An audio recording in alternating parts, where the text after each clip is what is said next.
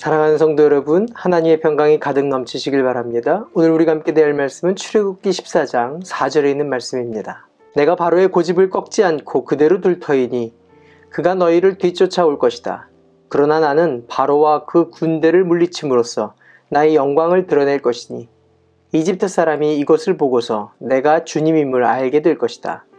이스라엘 자손은 모세가 시키는 대로 하였다. 이스라엘 백성의 길을 앞서 주님이 구름기둥과 불기둥으로 견인하셨다라고 말씀드렸습니다. 아직 연약한 이스라엘 백성은 믿음도 또 순종도 부족한 상태입니다.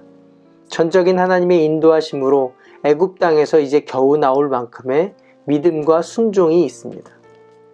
이들에게 거부할 수 없는 하나님의 임재, 구름기둥과 불기둥을 보고 겨우 순종하며 또 따르는 것입니다. 그런데 이제 오늘 본문을 통해서 이스라엘 백성을 조금 더 강하게 훈련시키는 장면을 보게 됩니다. 다시 말하면 좀 더 큰 위기를 통해서 조금 더 큰 하나님의 영광과 하나님의 임재를 이스라엘 백성으로 하여금 경험케 하시는 것입니다. 그 장면이 14장의 홍해 앞에서 배수진을 치게 되는 장면입니다. 바로는 홍해 앞에 진을 치고 있는 광야와 바다 사이에 갇혀있는 이스라엘 백성이라고 생각하고 있습니다. 그래서 그들을 뒤쫓아서 다시 종으로 삼으려고 생각합니다. 그러나 이 모든 것은 이스라엘 백성에게 순종과 신뢰 훈련을 시키기 위한 하나님의 큰 그림입니다. 바로의 완악한 마음을 그대로 두게 하셔서 이스라엘 백성이 헤매고 있다고 착각하게 하셨고 결국에는 이집트 군대를 물리침으로 이스라엘 백성에게 믿음 훈련을 시키고 이집트 사람들에게는 살아계신 하나님을 알게 하는 것입니다. 성도에게 허락된 시험은 능히 감당할 만한 시험뿐입니다.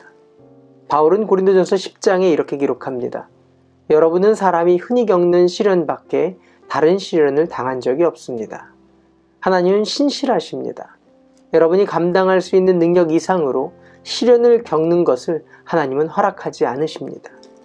하나님께서는 시련과 함께 그것을 벗어날 길도 마련해 주셔서 여러분이 그 시련을 견디어낼 수 있게 해 주십니다.